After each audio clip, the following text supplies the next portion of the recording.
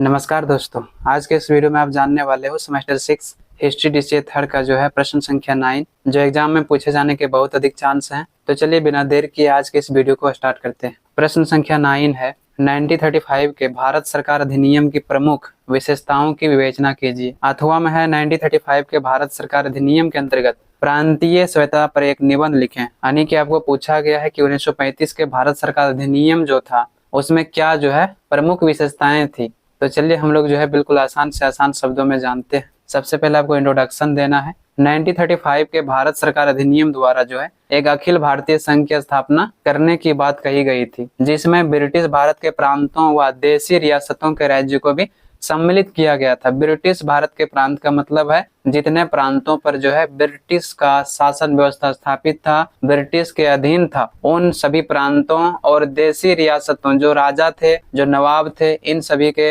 राज्यों को मिलाकर एक अखिल भारतीय संघ की स्थापना की जानी थी। जो प्रांतों में द्वैत शासन प्रणाली स्थापित था उसे समाप्त करके केंद्र में द्वैत शासन प्रणाली को स्थापित किया गया। द्वैत शासन प्रणाली जो है पहले स्टेट लेवल पर लागू था, लेकिन अब जो है प्रांतों में द्वैत शासन व्यवस्था को समाप्त करके और केंद्र में द्वैत शासन व्यवस्था को लागू किया गया था। द्वैत शासन का मतलब ये होता है कि वहां पर दोहरी सरकार होगी, एक यहाँ पर ब्रिटिश का सरकार भी होगा और भारतीयों का सरकार होगा। यहाँ पर जो ब्रिटिश अधिकारी था उन्हें अधिक अधिकार था किसी भी निर्णय को लेने के लिए, जबकि जो भारतीय अधिकारी था उन्हें कम अधिकार था। द्वैत शासन व्यवस्था जब केंद्र में लागू कर दिया गया, इसका जो है भारतीय शासन व्यवस्था पर बड़ा प्रभाव पड़ा। जब द्वैत शासन व्यवस्था को केंद्र में लागू कर दिया गया तो भारतीय शासन व्यवस्था पर इसका बुरा प्रभाव पड़ा, क्योंकि भारत में शासन व्यवस्था को चलाने के लिए शक्तियों का जो है विभाजन 3 भागों में किया गया था।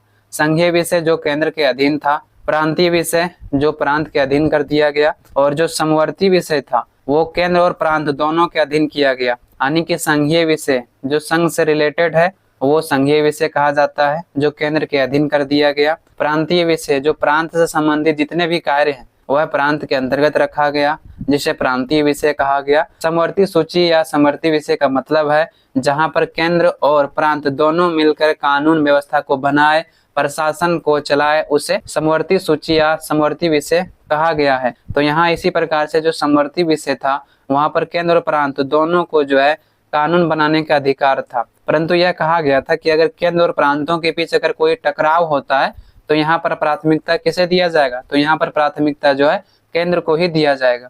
उसके बाद आपको नेक्स्ट हेडिंग बनाना है 1935 के भारत सरकार अधिनियम आखिर क्या था। 1935 का जो भारत सरकार अधिनियम था एक विस्तृत एवं जटिल दस्तावेज था, जिसमें 321 अनुच्छेद एवं 10 अनुसूचियां थी, जिसे 3 जुलाई 1936 को लागू किया गया था। अगर बात करें 1935 के भारत सरकार अधिनियम, तो यह जो अधिनियम था वह एक विस्तृत एवं जटिल दस्तावेज था, जिसमें शासन व्यवस्था को चलाने के लिए कानून व्यवस्था की चर्चा की गई थी, जिसमें 321 अनुच्छेद था। यानी आर्टिकल कितना था 321, इसमें 10 अनुसूचियां थी। और इसे कब लागू किया गया था, तो 3 जुलाई 1936 में लागू किया गया था। इस अधिनियम के अनेक विशेषताएं थी जो इस प्रकार से है। इनके विशेषताओं को जो हम लोग कुछ बिंदुओं द्वारा समझने का प्रयास करते हैं। जैसे कि पहला जो है वो है अखिल भारतीय संघ की स्थापना। 1935 के अधिनियम में एक अखिल भारतीय संघ की स्थापना का प्रस्ताव था। अखिल भारतीय संघ मतलब जो राजवाड़े थे और जो ब्रिटिश का प्रांत था उन दोनों को मिलाकर एक जो है अखिल भारतीय संघ की स्थापना करने की बात कही गई थी, जिसमें ब्रिटिश प्रांतों और देशी राज्यों को सम्मिलित किया जाना था। इस संघ में 11 ब्रिटिश प्रांतों, 6 चीफ कमिश्नरों और देशी रियासतों से मिलाकर बनाना था। जो अखिल भारतीय संघ की स्थापना करनी थी उसमें से 11 ब्रिटिश प्रांत था, 6 चीफ कमिश्नर था, यानी कि जो स्थानीय प्रशासन था ब्रिटिश का उसे चीफ कमिश्नर कहा जाता था। उसके अलावा जो देशी रियासतें थी उन सभी को मिलाकर एक अखिल भारतीय संघ की स्थापना करनी थी। इस अधिनियम के तहत ब्रिटिश प्रांत तथा जो चीफ कमिश्नरों के क्षेत्र था उनको संघ में शामिल होना अनिवार्य था, उनके पास कोई ऑप्शन ही नहीं था। जबकि अगर देशी रियासतों की बात करें या रजवाड़ों की बात करें तो उनकी इच्छा पर निर्भर था। वह अगर चाहे तो संघ में शामिल हो सकता था और अगर वह ना चाहे तो संघ में शामिल नहीं हो सकता था। तो इनके इच्छा पर पूरी तरह से निर्भर था। देशी रियासतें संघ में सम्मिलित नहीं हुई, जिसके कारण जो एक अखिल भारतीय संघ की प्रस्ताव को रखा गया था वह स्थापित नहीं हो सका। दूसरा आपको पॉइंट बनाना है प्रस्तावना का अभाव।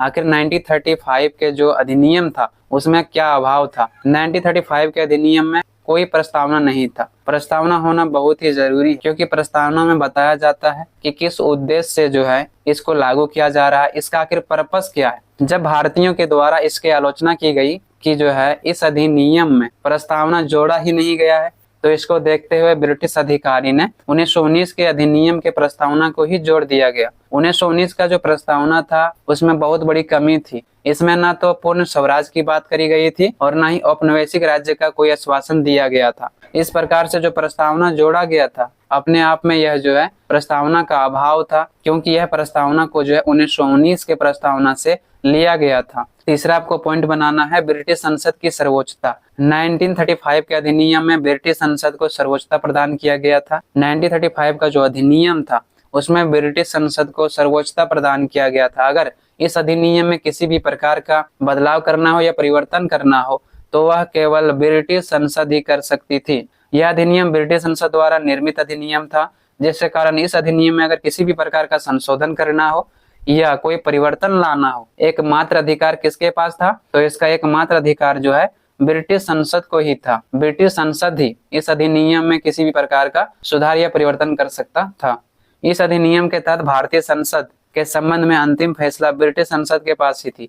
इस अधिनियम के तहत जो है भारतीय संसद क्या निर्णय देता है ये डिपेंड नहीं करता था, बल्कि क्या ब्रिटिश संसद निर्णय देता है ये मायने होता था।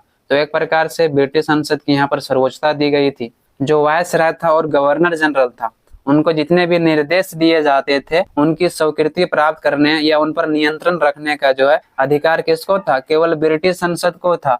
इसके अलावा जो है भारतीय संसद को नहीं था, क्योंकि ब्रिटिश संसद जो है अपने वायसराय और गवर्नर को विशेष अधिकार देता था ताकि भारतीय संसद उस पर दबाव ना बना सके।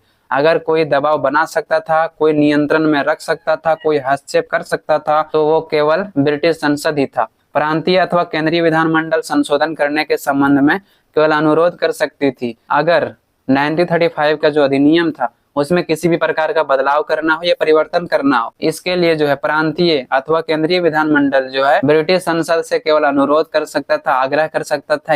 यह पूरा डिपेंड होता था ब्रिटिश संसद पर कि इसमें परिवर्तन करना चाहता है या नहीं करना चाहता है।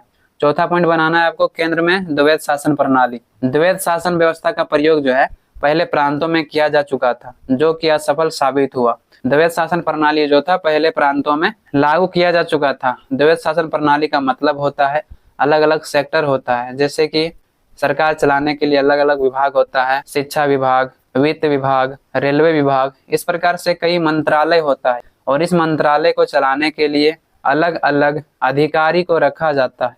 इसी प्रकार से जब प्रांतों में द्वैध शासन व्यवस्था को लागू कर दिया था तो कुछ क्षेत्रों में ब्रिटिश अधिकारी अपने पास अधिकार रखा था, तो कुछ क्षेत्रों में भारतीय शासकों को यानी कि भारतीय लोगों को, नेताओं को अधिकार दिया था।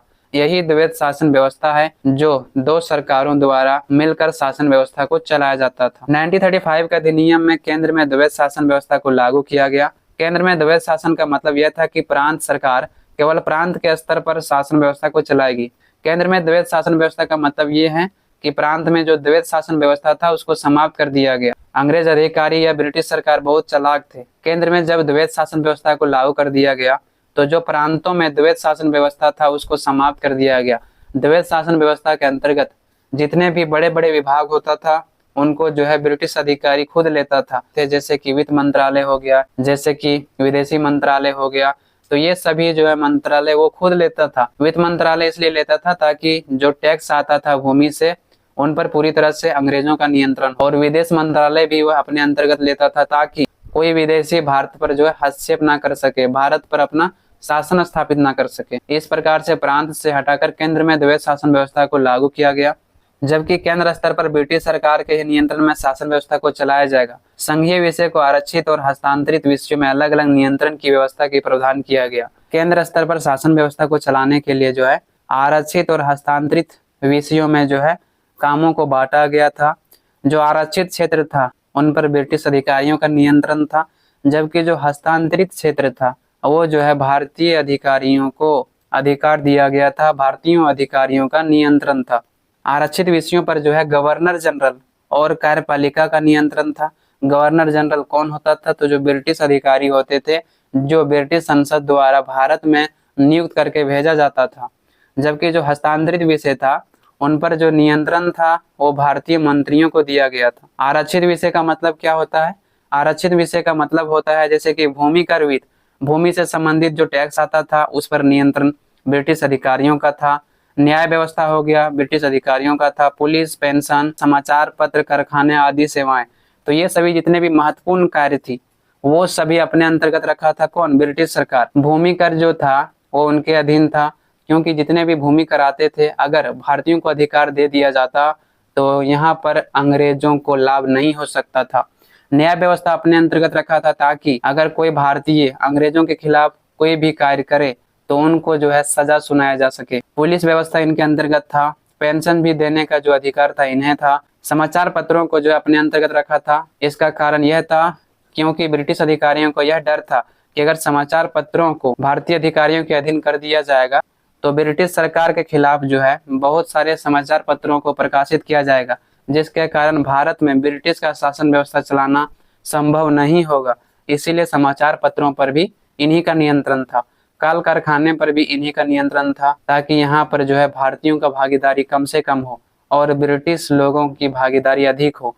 जबकि अगर हम हस्तांतरित विषय की बात करें या सूची की बात करें तो इसमें जो है शिक्षा दे दिया गया था, स्वास्थ्य दे दिया गया था, कृषि दे दिया गया था, सार्वजनिक निर्माण विभाग या स्थानीय स्वायत्ता शासन जैसे विषय थे।